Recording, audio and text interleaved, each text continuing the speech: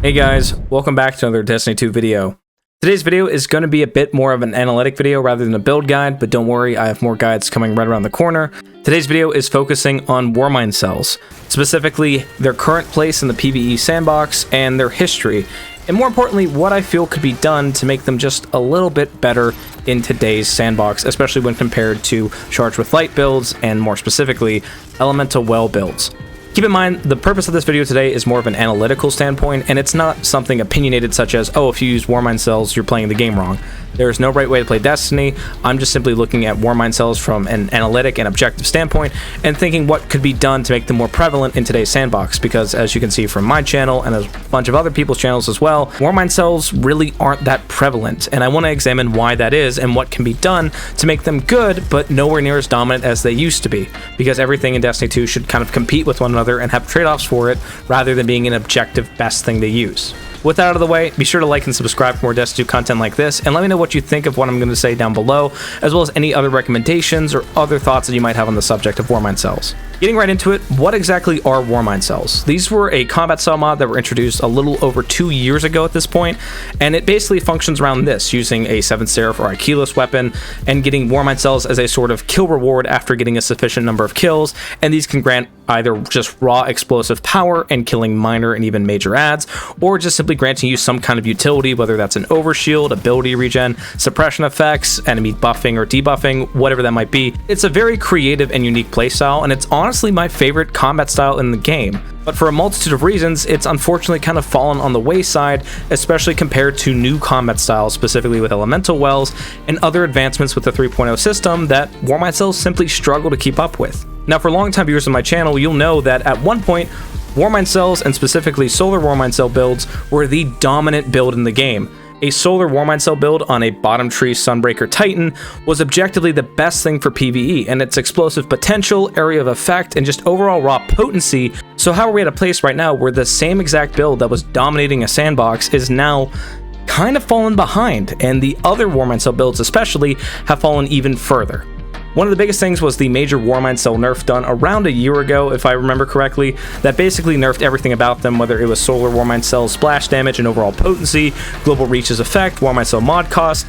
They basically across the board were nerfed, even if not directly hit, and I feel that there's a few more things that have kind of worsened them over time. The first point that I think has contributed to Warmind Cell's downfall is Achilles and 7th Serif weapons. Now, by no means are these weapons bad. In fact, I have this Achilles SMG here that I've literally used for years now, and it's one of my favorite SMGs in the entire game. It feels great. It can have some really good perk combinations on it.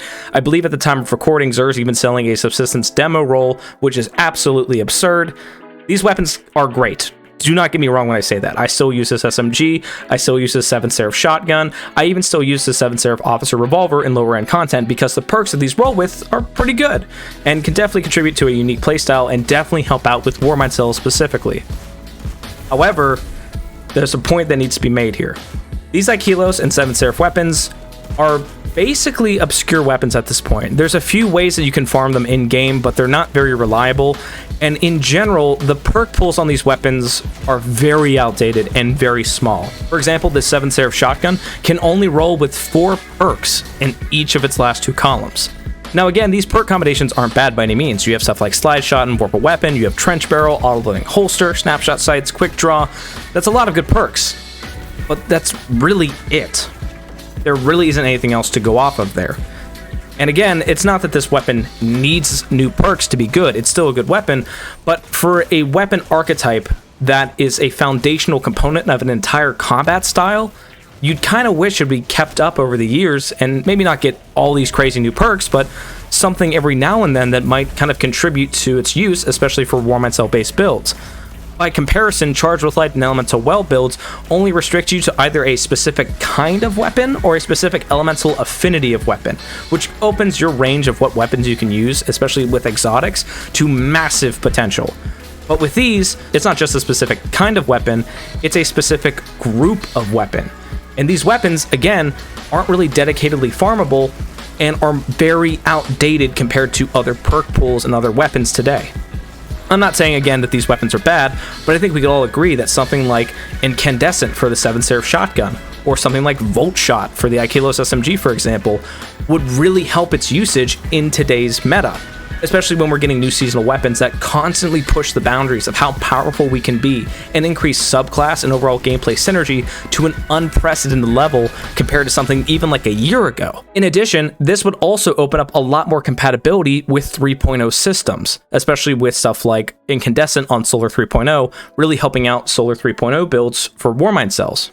Another thing I want to point out about these weapons is they don't have access to an origin trait perk. And at the end of the day, an origin trait does not make a weapon go from bad to fantastic. A lot of times an origin trait is just kind of a nice thing to have that you might occasionally proc even when you're not intending to do so. But there are weapons out there that have origin trait perks that are just absolutely insane. And one of the only reasons they're even part of the meta is because of that origin trait. I'm mainly looking at stuff like the Titan, for instance. It can roll with a variety of perks on its own, a lot of which are really great, and in truth is fine even without its origin trait.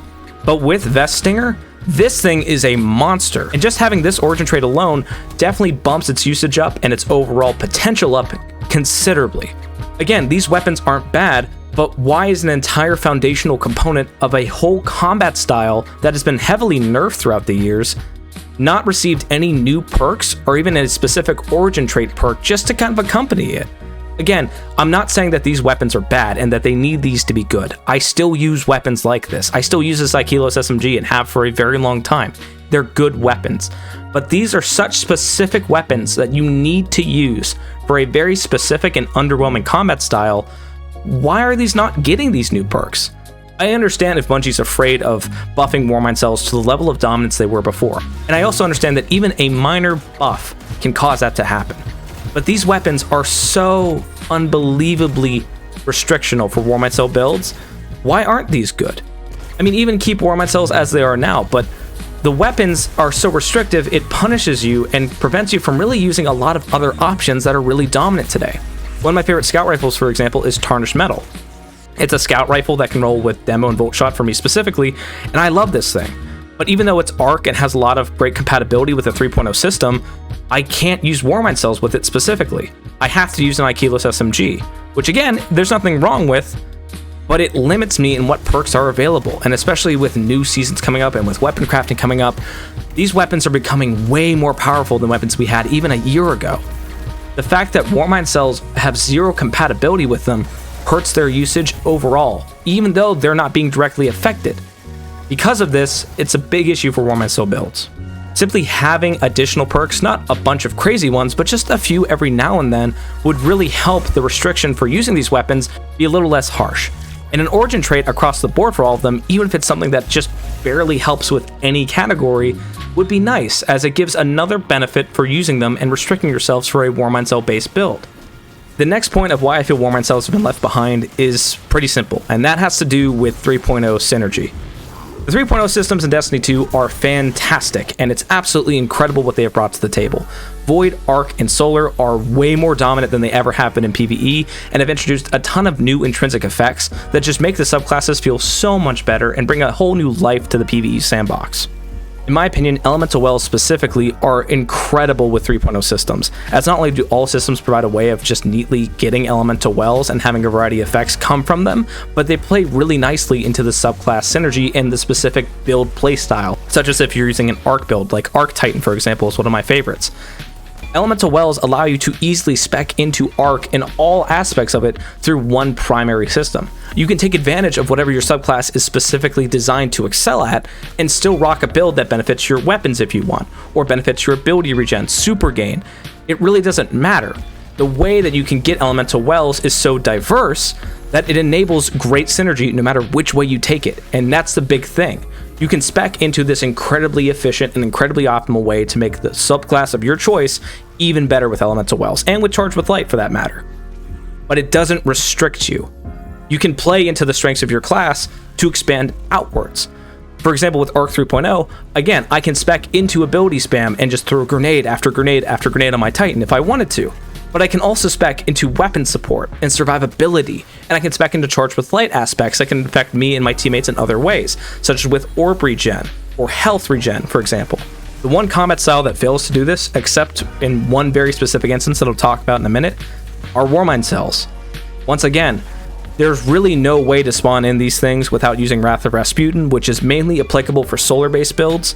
And as a result, if I want to use a Warmind Sell build on anything outside of solar, I either have to use Aikilos weapons, which we already discussed how that can be a problem, or I have to use a solar weapon that is specifically dedicated just for Warmind Sell builds, in which case I'm not playing off of the synergy of my subclass, and I have to branch out in order to make this work. Now, this really wouldn't be a problem if Warmind Sell specifically for each subclass were incredibly strong. It would make sense that I would have to work incredibly hard to generate a Warmind Sell if the effect of getting said Warmind Sell was insane. But it's not. It really isn't. In fact, I went back through and tested Warmind Sell builds for hours this weekend, which is what you're seeing in the background gameplay, and realistically, I don't think the effects from any Warmind Sell build are really too dominant or too great compared to anything else, even just intrinsic effects.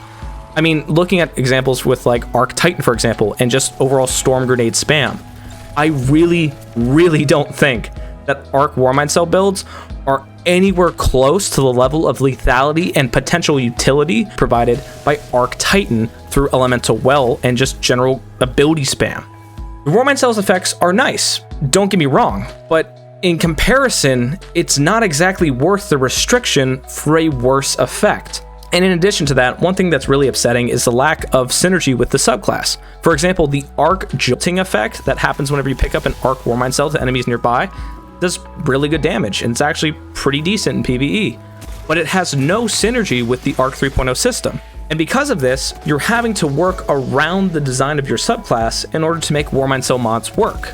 And this overall leads to a divide between what your class is made to do and how you can optimize your class to do specific things versus how you have to play to have Warmind Cells work. This is also seen in Void 3.0 specifically, where there are some effects that chain well with the subclass, such as the suppression effect proccing invisibility on Void Hunter, but stuff like the suppression effect working with, at the time, the seasonal mod Energy Vampirism, not actually proccing, and so it's a different Void suppressing effect than the intrinsic 3.0 Void suppression effect, if that makes sense. This weird lack of synergy between subclasses overall means that, again, if you want to use Warmind Cells with your subclass, you have to branch away from your subclass.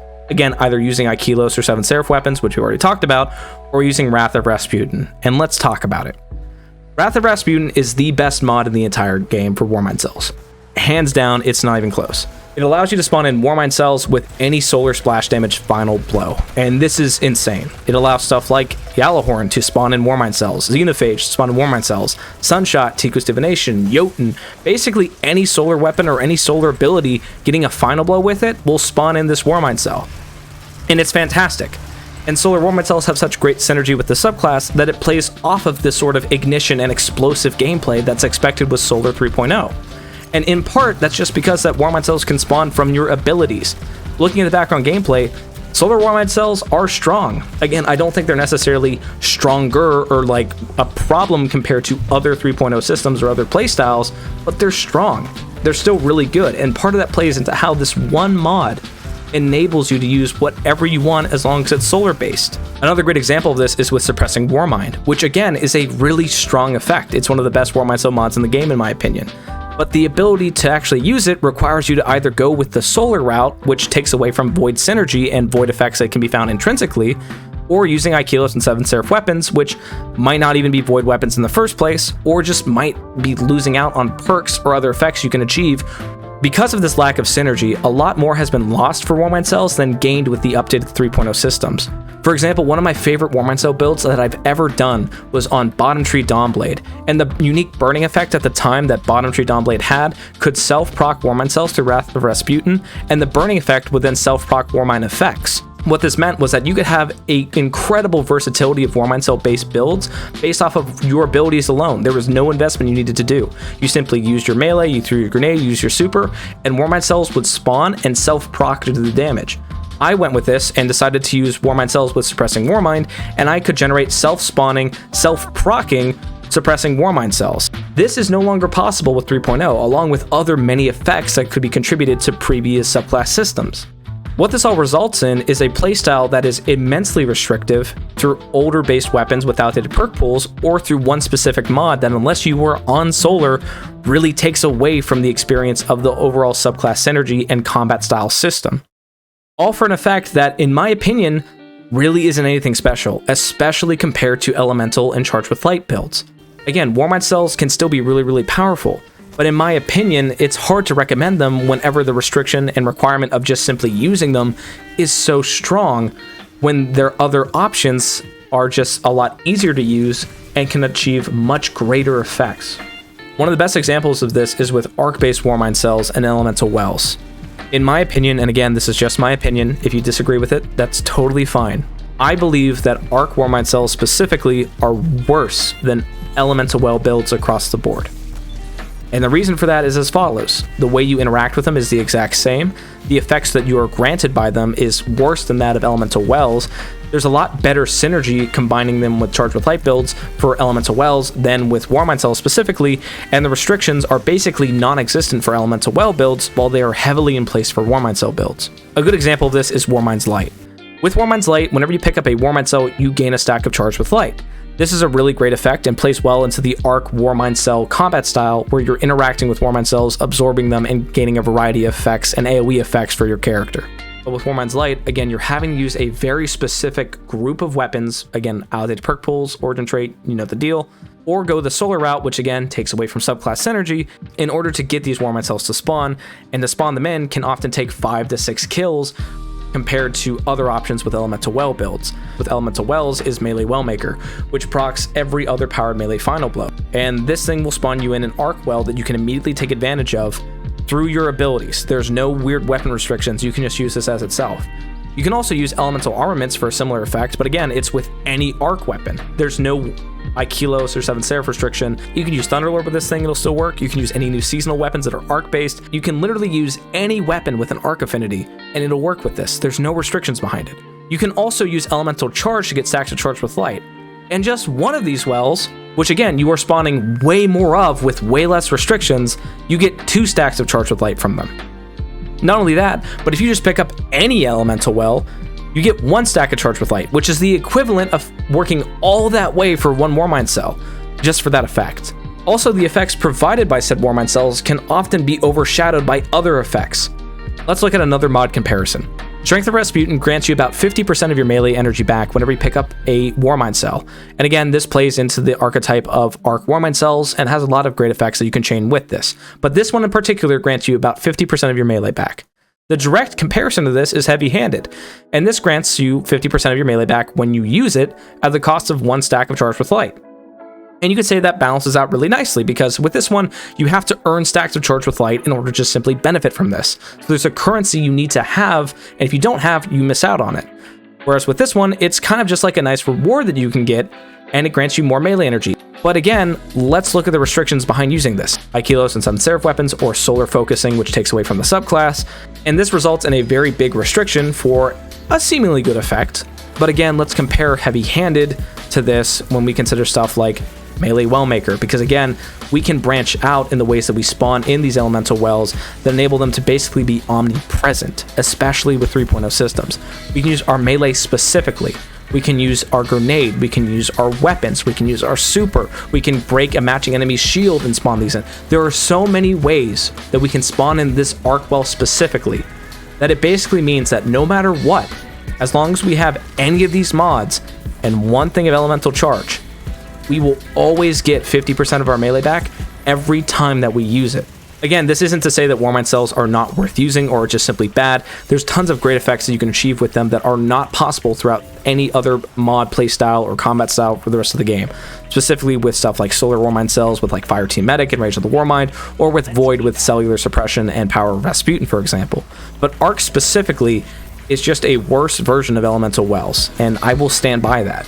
Again, Sheltering Energy, for example, or Modular Lightning is a unique effect that is achievable with Warmind Cells alone, but similar effects can be achieved with Elemental Well builds and minimum investment with Charge with Light, and definitely nowhere near the direct cost. All this considered, it's easy to see why Warmind Cells haven't really been featured on my channel, along with a ton of other content creators' channels for build guides. In my opinion, they just aren't really worth it outside of what's been done with solar Warmind Sell builds for years now. And as we grow more and more powerful and get a lot more powerful weapons, powerful subclasses with 3.0, and especially with Strand on the way, I really do worry about Warmind Cells as a combat style. And on top of this, Bungie really hasn't made a lot of comments directing Warmind Cells for PvE, or just any changes that they hope to make to them in future installments of Destiny 2. So as a result, they're kind of in limbo. They're not exactly worth using over anything else and have a lot of really bad restrictions placed on them, and these restrictions themselves are outdated in terms of other weaponry in the game. So it's unclear what exactly is going to happen with them. As we of Guardians have become stronger and stronger, it's important to realize that throughout all this time, we've been using these same mods or any new additions to this with great effect. But with Warmind Cells, they've been permanently stuck in the past. And as we go stronger and stronger and use new systems, especially with 3.0 subclass systems, and new weapons with a whole bunch of new perks and class synergy, and all of their fantastic effects, Warmind Cells, their methods of spawning, and their mods themselves have been left behind. And I don't mean that to be rude or just to say that they're bad, but it's true. A lot of what's been designed with Warmind Cells simply has not been kept up with, or has purposely been made different than current systems. Again, I went over this with the spawning effects of Warmind Cells, as well as the arc effects and void effects in Warmind Cells specifically, not actually being very synergetic with 3.0 systems, and you can even look further, for example, with the scorching effect in 3.0 systems. One of the easiest ways that I feel can fix this is, again, besides the weapons themselves, is simply adding one addition. The one addition that I think would literally make Warmind Cells as good as they used to be, but still be competitive enough to choose out other options over them, is the addition of mods like Warminds Decree. Warminds Decree was a seasonal mod during Season of the Splicer that basically enabled the same thing that Wrath of Rasputin does now, except for void weapons. And this was incredible to see. This allowed things like Deathbringer or Graviton Lance to self-spawn and self-proc Warmind Cells. It allowed suppression of the Warmind to basically be omnipresent. It allowed an incredible playstyle that basically enabled void builds to a level that we had never seen before. This one mod would help alleviate the restrictions with using Warmind Cell mods and allow players to better play into their class ability. They don't have to use these specific outdated weapons that can't benefit from intrinsic effects or from other mods.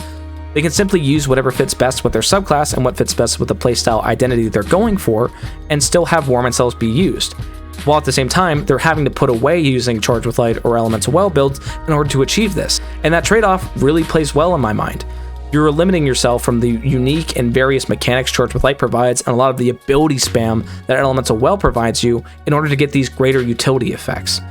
The addition of Warminds Decree as a permanent mod, as well as an arc-based version of it, would really help Warmind Cells in terms of just sheer power, potency, and ease of use. Everything that it needs to be a staple in Destiny 2 combat styles. And this would be the only change needed, because again, to get the most out of Warmind Cell mods and Warmind Cell playstyles, you need to fully invest in Warmind Cell mods themselves, and this takes you away from Charge with Light or Elemental Wells, which typically revolve around either unique mechanics or ability spam, and focuses entirely on the utility or raw power granted by Warmind Cells. This would allow players to not have the incredibly harsh restrictions typically associated with Warmind Cells and grant them the ease of use that Solar Warmind Cells experience.